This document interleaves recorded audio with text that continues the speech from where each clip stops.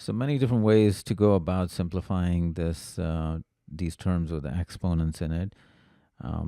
Simplest would be multiply and divide by 4 to the 5. The logic is we have 4 to the minus 5 in the denominator, and that term will just become 1 because this would be 4 to the 5 plus minus 1, which is 4 to the 0, which is 1. And then if we distribute the 4 to the 5 to each of these terms, and that's 1, and then this will become 4 squared because it will be 5 plus minus 3. This is a minus. So that becomes 16 minus 1, which is 15.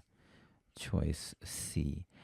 Some students may not like the negative exponents, and I can see them doing that, which is fine. And then you can write this as 4 to the 5, because this will go in the numerator, times 1 to the 4 cube. And then the first term would be 4 to the 5 over 4 cube.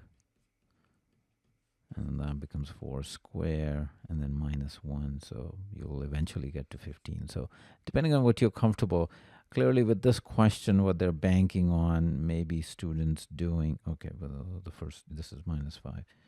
I'm thinking minus 3. Let me see if that gives you. So that's, you can't do that. So if you are subtracting exponents, there are no rule. The only way you handle them is by factoring.